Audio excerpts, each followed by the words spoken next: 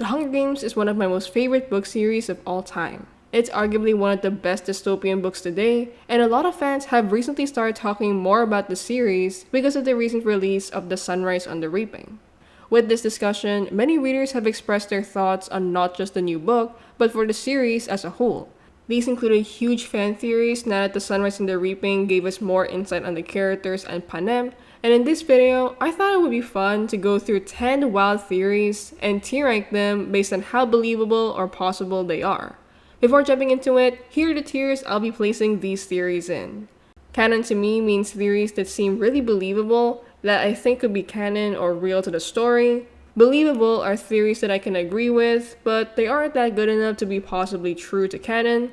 Okay are theories I can partially believe, but can't fully support because I disagree a bit. Not really is the tier for theories I don't agree with, and sponsored by Snow is the last tier for theories I don't think are possible at all. So as expected, major spoiler warning for all the books or films, and with that out of the way, let's get into it. The first theory right here is called the Dr. Gaul theory, and this one talks about the bombing in the arena. The book and the movie clearly state that the rebels were responsible for the bombing, but this theory believes that Dr. Gaul was actually the one behind it. It goes on to point out how Dr. Gaul wants to continue the Hunger Games in the future, and to do this, she needed more audience engagement, which is why she bombed the arena. This would make the games a trending topic in Panem and make more people watch. So honestly, I think this is a good idea. Dr. Gaul was hell-bent on making sure that the Hunger Games continued, but she also noticed how not that many people truly wanted to watch it. I'm a bit skeptical about this though, because the bombs destroyed the arena she planned. So, would she actually want it destroyed? I mean, it did provide a more haunted and scary look to it compared to the original one that kind of looked pretty boring. So I think the bombing actually helped make the arena more interesting. Plus, I never fully believed that the rebels were the ones who did it, because this bombing happened during the arena tour. The casualties were the district kids and some mentors, so I don't think the rebels would kill off their own district citizens. Also, there was barely any rebel activity in this book, and I don't believe that they just somehow managed to infiltrate a place as important as the Hunger Games arena. So overall, I do buy the idea that Dr. Gaul did it. I was skeptical at first because I was leaning more towards Dean Highbottom doing it because he hated the Hunger Games. The Hunger Games was his drunk idea that turned his life into a nightmare as he watched kid after kid die in the arena. It makes sense that he would want to bomb it too, but the problem is this. I don't think Dean Highbottom had enough resources to actually do it compared to Dr. Gaul. So I really like this theory of Dr. Gaul doing it, and I'm placing it in canon to me. Next is the Gaul theory. Okay, so this theory states that Gaul Hawthorne, Katniss' long-term best friend and former love interest, didn't save Peeta Mellark's family on purpose during the bombing of District 12 because of his jealousy towards Peeta. Now this is just wild, and I had to place this in not really. Personally, I'm not Gail's biggest fan. I liked his friendship and bond with Katniss in the first book and movie, but things just became complicated from there to me. From what I've seen, a lot of people don't like Gaul and often compare him to Peeta because of the whole love triangle thing with Katniss. Most people say that Gaul is the bad choice for Katniss and Peeta was the better option, which is why a lot of people tend to hate on Gaul. Personally though, I never really hated Gaul. I honestly think he's a realistic depiction of a person from war who was tired of being mistreated by the government, and it led him to make some pretty ruthless actions. However, going back to the bombing at 12, I don't think Gaul would be cruel enough to leave Peeta's family to die if he could save them. To me, Gaul is a very flawed person, but not a heartless one. Also, in an intense scene like the bombing, I bet his first priority was his family and Katniss's before taking anybody from District 12. And you have to remember that Peeta is from the merchant sector or the richer part of 12, while Gaul and the rest were from the seam. So I don't really think that Gaul could have been there in time to save Peeta's family. So overall, I'm not saying Gaul is a saint, but I don't think he would be cruel enough to not save people from a bombing, even if he disliked Peeta. And that's why I'm placing this in not really. Up next is the Snow theory. Okay, I don't really buy this one. It talks about Snow secretly being a snake mutation because he can withstand poison for a while without dying, plus Katniss keeps reiterating how intimidating and snake-like he is. Personally, I genuinely like Snow's description about being a snake, but I don't think I can fully believe that he was a mutt. I like to think of Snow as a figurative snake, but literally speaking, I don't think so. And I'm placing this in Sponsored by Snow, which is kind of hilarious because this is the Snow theory. But yeah, it's going there. Next is the Mockingjay theory. Okay, so this theory explains how there were other Mockingjays aside from Katniss and Haymitch, but that they all failed as Katniss was the only one who succeeded. This is immediately going to canon to me. The fact that people like Plutarch, Heavensbee, and Beatty had tried to pull Haymitch and other tributes like Ampert into the rebellion as early as the 50th Hunger Games makes me think that this isn't their first time handling a possible revolution.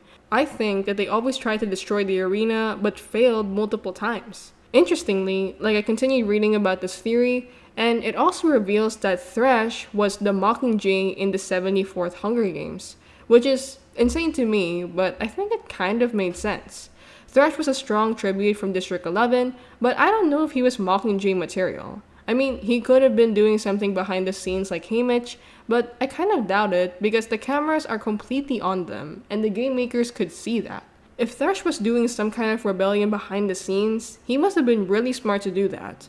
I don't really doubt it, but with the limited knowledge we have on Thresh, I don't really know if I can agree with him being an original Mockingjay too. But overall, I think this theory is solid for saying that there were other Mockingjays before Katniss, and that's why it's going to canon to me. Next is the Tigris theory.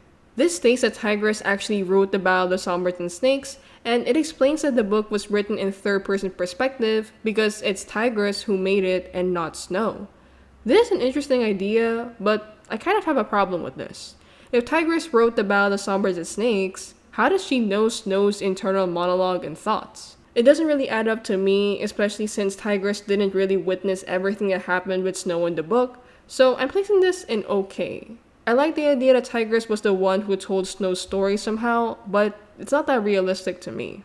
Next is the Lucy Gray theory. Okay, so let's check this out. There's so many theories on Lucy Gray. Some of them are pretty good ideas, while others aren't that realistic. I swear, I've seen too many thoughts online that said Lucy Gray is Alma Coin, or Lucy Gray is Greasy Say from The Hob. It's pretty wild what fans can come up with, but I do appreciate these thoughts no matter how insane they are, because they tend to be really creative at times. But going back, this theory explains how Lucy Gray was actually pregnant when Snow tried to kill her in the woods. They go on to say how Lucy managed to survive, and her child ended up being either Alma Coin or Katniss's ancestor or parent. Now, this is something I can't really get behind. I'm placing this in Sponsored by Snow because I can't believe that Lucy Gray was pregnant when Snow shot her. The idea that Lucy Gray and Snow had a kid is something I don't want to entertain because they had a very odd relationship in my opinion. They claim that they were in love with each other, but they didn't trust one another enough to be that close. Plus, this theory tries to point out that the reason Coin hates Snow so much is because of her relation to Lucy Gray, but I just don't think that's necessary. Alma Coin wanted power and to be president of all of Panem, and I don't think any possible relationship with Lucy Gray would be necessary for her to hate Snow. Also, it is canon that Lucy Gray and Katniss are related because the Everdeens are said to be distantly related to the Covey or Lucy Gray's family. So, the latter part of Lucy Gray being Katniss's relative is actually real. But I don't think Lucy Gray's kid needs to be in the picture to be related to Katniss. Added to this, the Coin part just doesn't make sense to me, and overall, I don't think this theory checks out at all, so I'm placing it here. Alright, next is the District 13 theory. This theory explains how District 13 intentionally destroyed the hospital in District 8 instead of the capital because they wanted a perfect shot for their propo. Now, this is interesting, and I've heard this a few times online. It also states that Coin wanted Katniss to die during that explosion, and this idea isn't something unrealistic for Alma Coin. We're talking about the same person who sent Peeta to a mission with Katniss while knowing that Peeta was programmed to kill Katniss because of his torture from the capital. Coin was alright with Katniss dying because of Peeta in this scene. With this thought, I'm thinking more about the hospital scene. If District 13 had orchestrated the bombing and Katniss had died there, Coin would have already garnered shots for her propos, and she could make Katniss into a martyr who died for the revolution.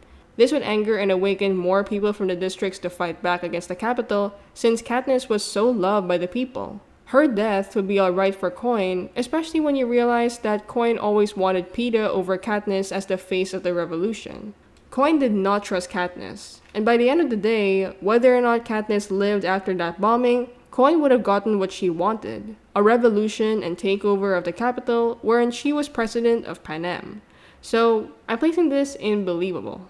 After this is the classic Foxface theory. This theory believes that Foxface, a District 5 tribute from the 74th Hunger Games, intentionally killed herself when she ate the Nightlock berries. This is something that I supported for a long time, but reading the book once more, my perspective of this kinda shifted. She was a really clever tribute who had a lot of potential to survive, but she became careless in the last second and ate the berries. The fandom is pretty torn about what to believe about Foxface. Did she really kill herself, or was it a genuine accident? Personally, I think it's the latter. In Katniss's eyes in the first book, she thinks Foxface was starving, and that's why Foxface ate the berries from Peeta. Plus, Foxface saw Peeta with the berries and probably thought to herself that they were safe because she trusted Peeta's judgment.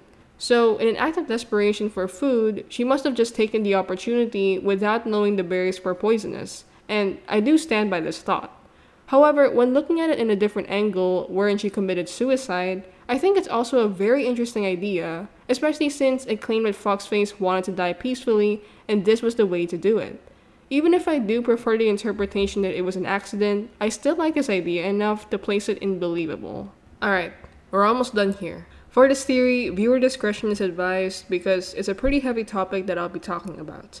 Just wanted to get the warning out there because it might not be okay for some of my viewers. So next is the cannibalism theory. So this theory explains how the tributes getting taken away from the arena when they die was implemented to avoid cannibalism in the games. I absolutely agree with this, and it's going to canon to me. We all know that some citizens of Panem were into cannibalism because of intense desperation for survival. Even Snow himself witnessed this in the Ballad of Songbirds and Snakes, and the game makers must have realized that this could happen again in the games. I'm not sure when exactly they started doing this, but I think it's a really good idea to prevent it, especially since the games were aired for everyone to see. I bet the capital citizens would have hated to see a tribute eat a fellow dead tribute, so I really believe this theory. This is going to canon to me. And last but not the least is the outside theory. This theory states that there are other countries outside of Panem, but they're too far away for them to actually intervene with what's happening in Panem. I'm placing this in believable. In the books, it's pretty much stated that Panem was a country that came out of years of war and climate change. It's said to be the last civilization on Earth, but I do like this theory that there are actually other countries outside of Panem. I like to think that there's life outside of the brutal life of the Hunger Games, and Lucy Gray hopefully found it somehow. Although there's not that much evidence of this in the books or the films, I like this theory, so I'm placing it there. And those are all the theories I'll rank in today's video. How about you? Do you have any other Hunger Games theories? Let me know in the comments down below.